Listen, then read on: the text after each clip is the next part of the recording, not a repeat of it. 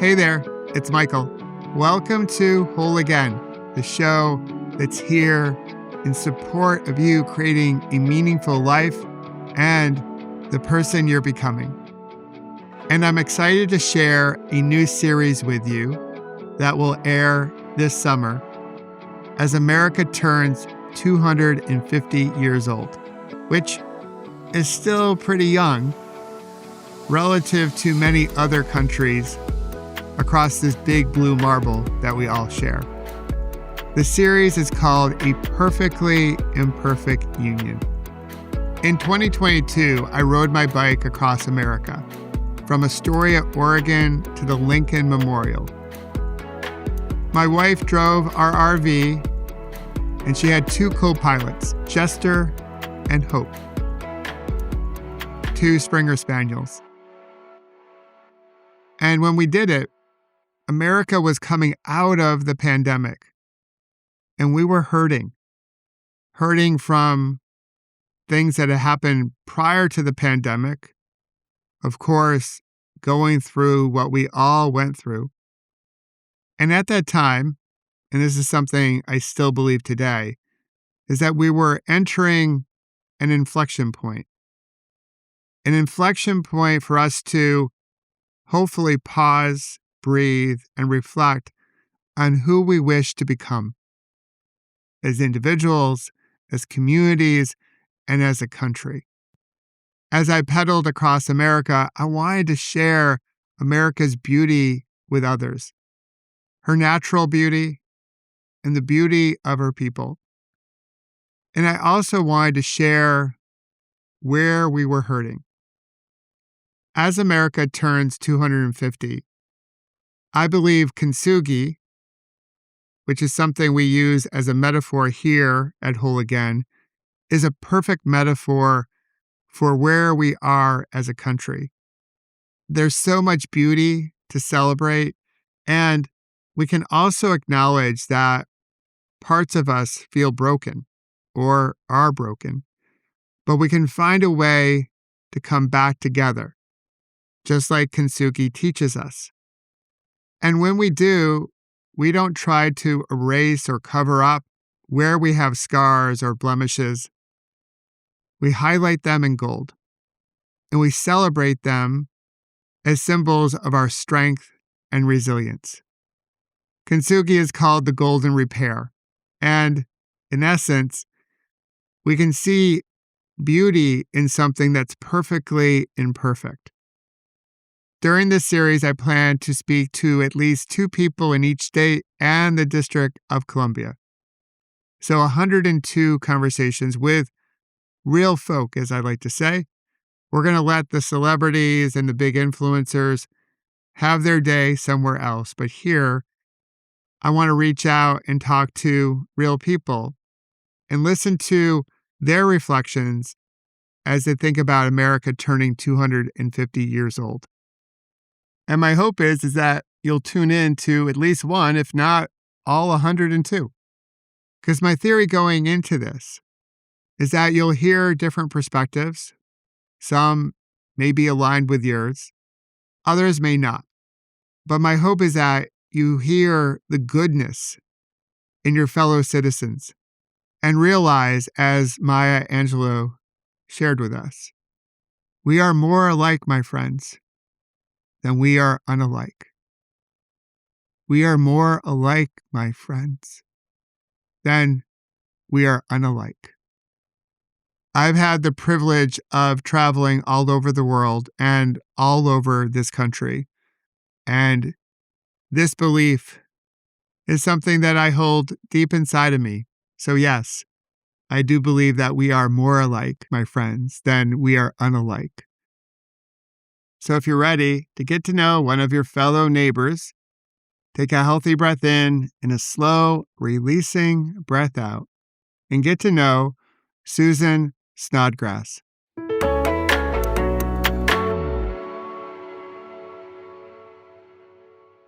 Susan, so good to see you. Thanks for joining me on this series I'm calling it Perfectly Imperfect Union.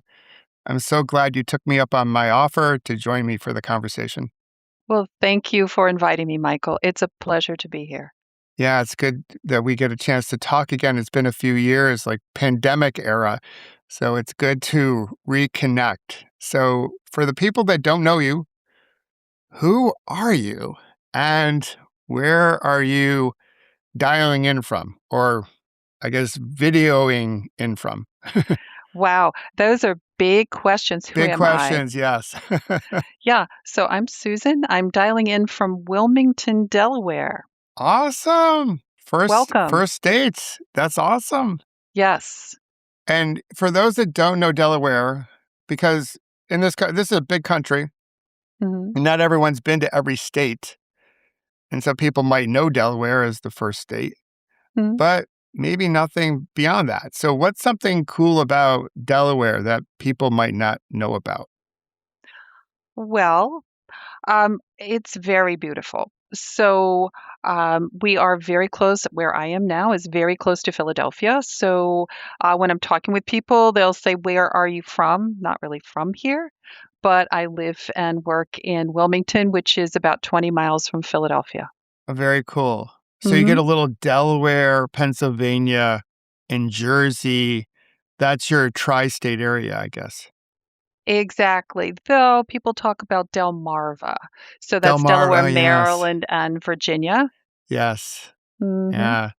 Yeah, I've been to Delaware a couple different times. When I was first starting off my professional career, I was part of a co-share for a beach house.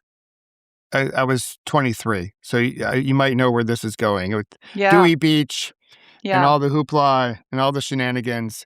I lasted a summer before I got my senses knocked into me, and I was like, okay, I've done that. I've checked that box in my life. I don't need to Yeah. do it anymore. So, but I did enjoy my time in Delaware. I've been cycling through Delaware multiple times, and it's a beautiful flat place to ride a bike and great vistas. So it's Yeah. a-okay in my book. It's not all flat, so you'd be very surprised. You get a Ah, little bit off I-95, and you will find beautiful wooded areas, and there's nice. some nice elevations. Not V- mountains, Not but mountains, lovely but elevations. very cool. Very cool. So Yeah. let's do this. Let's imagine it's the summer. Mhm. You might be by the water, or maybe you're near like a fire pit. You're enjoying the outside, and you have your family, your friends around you, and someone in that crowd asks you, "Hey, Susan, what does America mean to you?" What do you Mhm. say as you're maybe having a s'more and enjoying the campfire? Yes. So what America means to me, I think it's the opportunity that we can all do well if we try hard enough. Oh, yeah. But is that still true? Yeah. Yeah. Well, some of the data coming out suggests that it's not. It's Yeah. that it's harder now to move from demographic to demographic or economic stratosphere to economic stratosphere or levels. That it's Yeah. getting harder and harder to do that. Yeah. And I think you may not know this about me. I'm not from here. I've kind of lived everywhere, which gives me a good point of view. But I was born in West Virginia and my father was a coal miner. Oh, wow. So I think, and I was raised in Eastern Ohio, I think I sort of exemplify what we of my generation felt like the ability, if you work hard enough and study hard enough, you can lift yourself up. Yeah. I grew up with that ethos too. Like you put in the Yeah. effort, you work hard, and you can make something of yourself. But I think, again, the conversations lead us to this conclusion. The data does that Gen Z or Gen Alpha, maybe even younger millennials, don't feel the same way as some of us older folk, I guess. Yeah.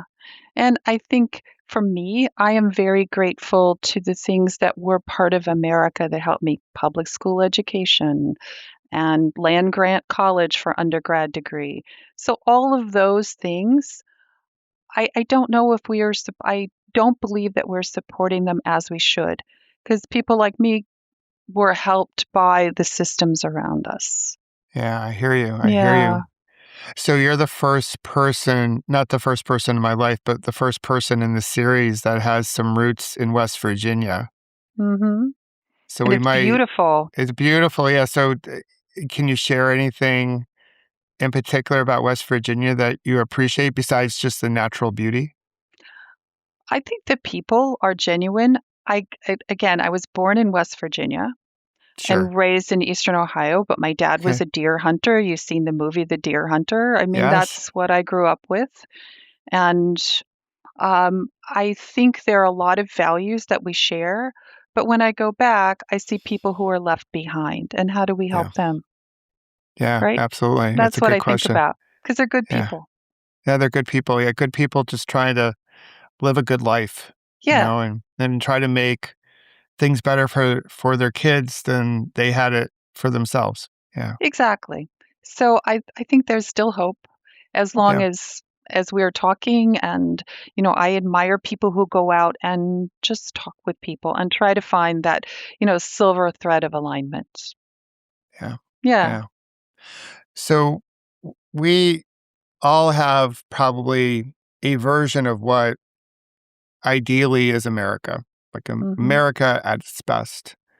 So we have that ideal, and then we also have like where we are right now. Yeah. And most people will say that there's a gap between where we are and what we could be or what we can be. Yeah. And so when you think of that gap, do you see any particular tensions or challenges that are getting in the way of us really like living into our full potential as a country? I do. And I think it is not doing what we are doing right now. We're not Yeah. talking and finding that place where we all align for that 80-90% and having the opportunity to talk through the rest of it and find common ground. I think we're just not doing that. I'm tired of this K-shaped economy, Oh you know. yeah. Yeah, absolutely. Yeah, Yeah. the ultra rich. It's not even just the rich. Like when I was growing up, I'm Gen X, so it's like the rich. And now it's like there's another level Yeah. of rich. Like the ultra rich are just getting more ultra, and the people Yes. on the bottom are falling further and further behind. Yeah, I share that. I think one of our divisions that we don't talk about enough is just the lower end of the K and the upper end of the K. We often talk Mhm. about red versus blue, but that economic gap is a significant one. Yeah. No, I think you're absolutely right. And where in conversations that we have amongst family and friends, we bump into that period place in between where Mhm. maybe something that might have been good for a lot of people had an unintended consequence. Is it bad? No, let's fix it. I Yeah. think it's that gray area, and that's where most of life is anyway, right? Absolutely. It's not in the black or white, it's in the shades Mm-mm. of gray that we all experience as we go through life. Yeah, So you mentioned, absolutely. yeah, you mentioned fixing, and so I use Kinstugi, the Japanese art form and philosophy, as a metaphor for my podcast and also just my overall story.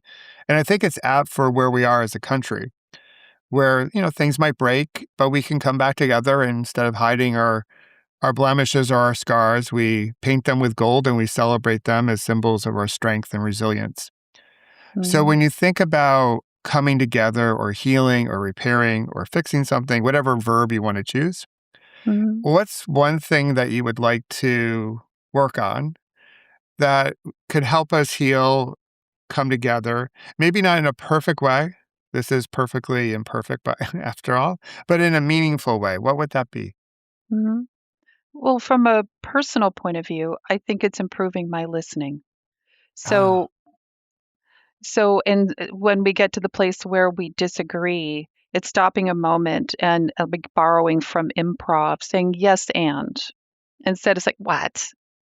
It's yes and I that's been very helpful to me because you have to listen. And sometimes people can't come up with good reasons why they feel a certain way that is in opposition to what I feel. And when they don't, sometimes they go, "Oh, I think that's interesting." But being open to listening better. I like that. We do a lot of yeah butting, not enough of yes and. It's yeah, but it Yeah, almost fuels our addiction to being right. I like that. When I was going through my recovery from my big accident 25 years ago, one of the shows that actually was a great source of entertainment for me was whose line is it anyway, which is Yes. all improv. Which I would just sit in the hospital. In the hospital, it's rough, as like it can be. You get good care, but also you got a lot of time to think. You got a lot of time to think about your Mm, situation and your predicament, or however you want to view it. But whose line is it anyway?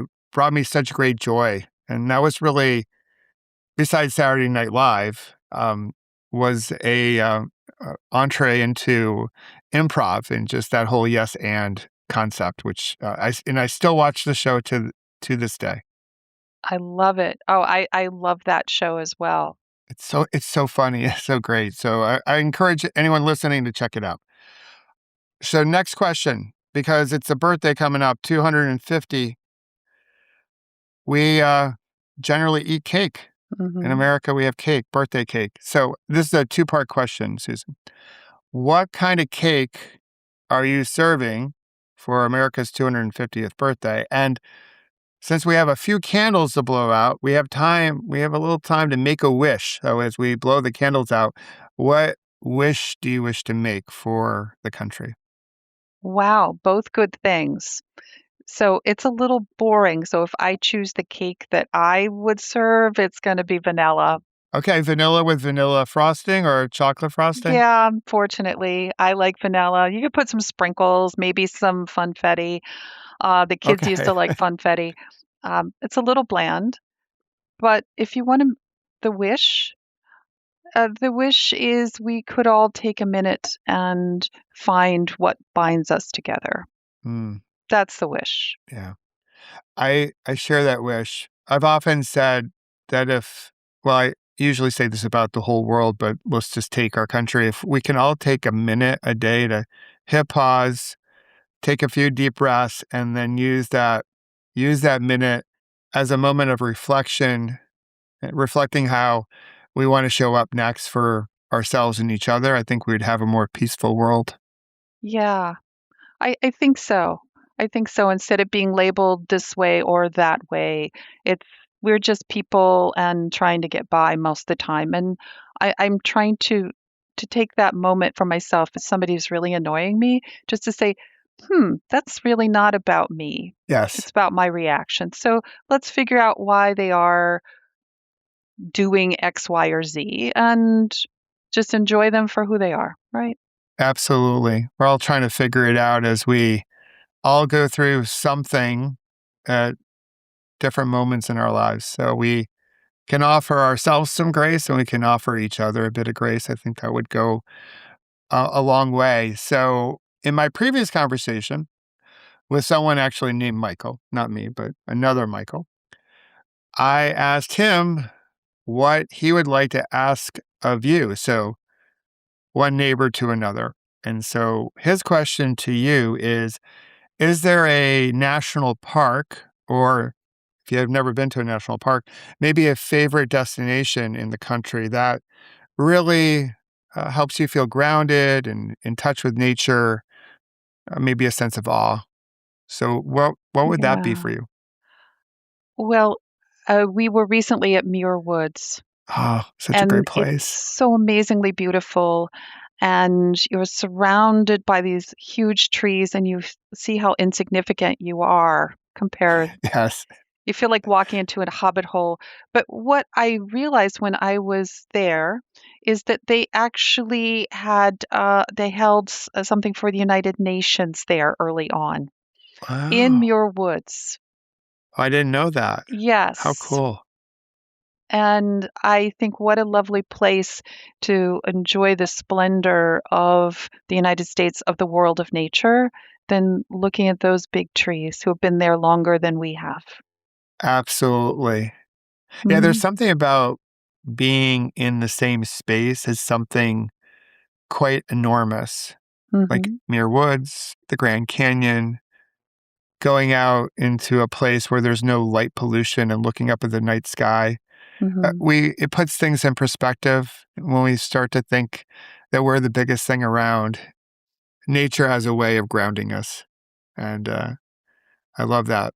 Muir Woods, for anyone that hasn't gone, go check it out. It's one of those things that I believe should be on everyone's bucket list. Yes. And looking up at the stars, there was actually a poem in the New York Times last week, memorized this poem by W.H. Auden about looking at the stars. Yes, I saw that. Yeah, And I just thought, what a beautiful thought, right? I yeah, think it's lovely. yeah. Growing up, one of my favorite school trips was always to go to the planetarium. Like we'd go to the planetarium and then they'd shut off the lights and then they would, obviously artificially put up the night sky. And I was like, oh, wow, this is pretty cool. So I had dreams of being an astronaut when I was a kid. So probably is all connected. So, all right. So that's the question Michael had for you. Now you get to ask a question of the next person I chat with in the series. So what question would you like to ask the Yeah. next The guest? next guest. Um, well, there are two ways I could look at this. One of them, I'd like to ask people what their favorite flower is. I grow orchids. So, what's your favorite flower? Oh, yeah. But does that reveal much about the next person? Yeah, mine is sunflowers. I grew up across from a sunflower farm, Yeah. so I always loved it when they grew to their full height and they just like followed the sun. So it was always a good view to look out the window and see all the sunflowers. I think that for me is very interesting. Or what's your favorite quote? Oh, great! Mhm. I will ask both of them. Okay. So both those questions when I talk to your next neighbor here in this perfectly imperfect union that we're hopefully taking a step towards making a bit better. So, Susan, thanks for joining me on this little project this summer. Thanks. I appreciate the ripple effect that you're putting into the world and loved our conversation. Thank you.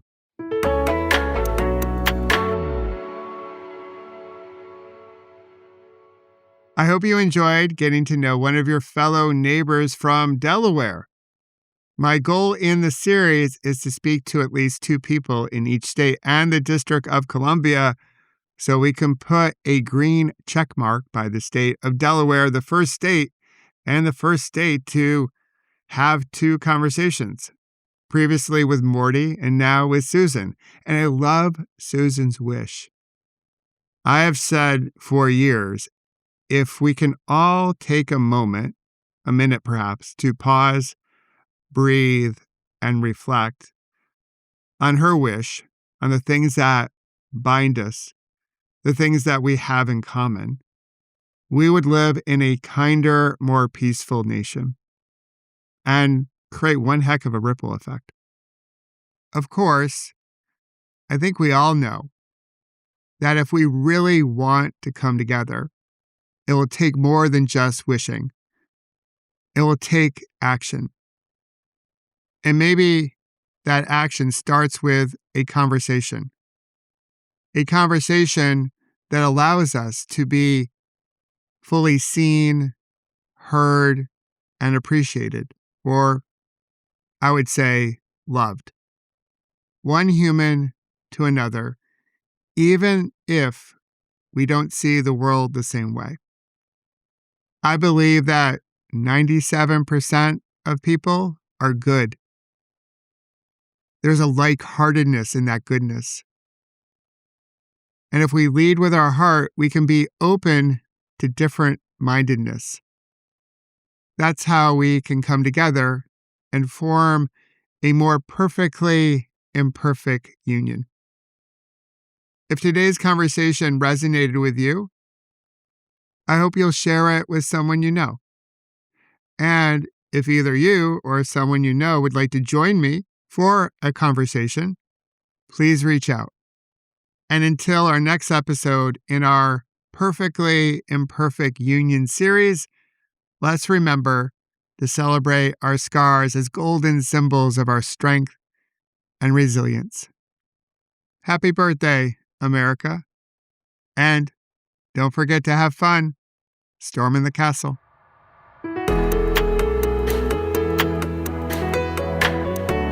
And if you wish to learn more about creating beautiful ripples and how to prevent a bad moment from turning into a bad day, please visit my website, michaelobrienshift.com, and sign up for my newsletter called The Ripple Effect.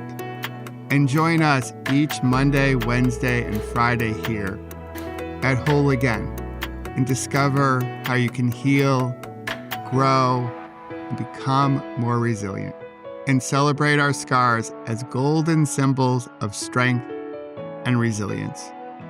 Until then, remember, you can always come back to your breath. You've got this, and we've got you.